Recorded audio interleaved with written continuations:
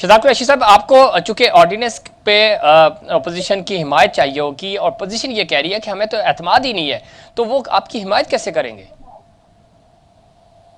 देखिए, पहली बात तो ये है कि ऑपोजिशन सिर्फ पीपल्स पार्टी नहीं है, ऑपोजिशन सिर्फ नून लीग नहीं है।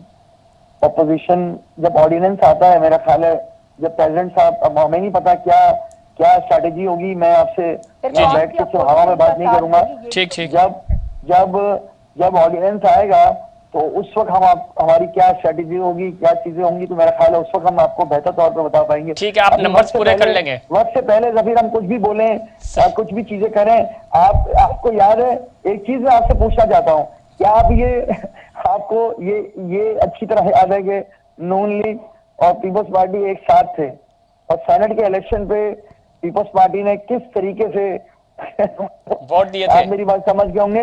नहीं, बोल गए शहजाद कुरैशी साहब, किस तरह वोट मिले थे आपको? ये खुद भी नहीं, हमें नहीं, हमें देखिए, हमें किस तरह से वोट मिले थे, क्या मिले थे, हमें इस बहस में नहीं पढ़ना, लेकिन मैं आपको बताना ये चाह रहा हूँ कि यही पीपल्स पार्टी जो इस वक्त अभी सुल्तान भाई की तरह बड़ी बड़ी क्या कहते हैं उसको, आवाजें निकाल रही है, सब चीजें कर रही है, पीपल्स पार्टी भी इंशाल्लाह हमें ही वोट देगी, इनके पास कोई चॉइस नहीं है। चले ठीक है, मैं पूछ लेता हूँ शाहीना से। शाहीना, एक तो शहजाद कुरैशी साहब कह रहे हैं कि 2018 में जब वो एमपीए बन के असेंबली में आए, भाई ने जिस तरह से बात की ना, जी जी, ठीक है, सबसे पहले कि इस तरह से वो किया कि पीपल्स पार्टी को चेयरमैन नैब से इसलिए वो है कि उस पर इंतकामी कार्रवाइयाँ हो रही हैं।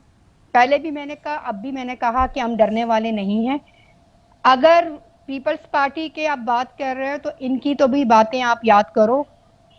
महंगाई के खिलाफ नेशनल असेंबली के सामने जिस तरह कंटेनर में इन लोगों ने खड़े होके गैस के बिल जलाए, उसका क्या हुआ?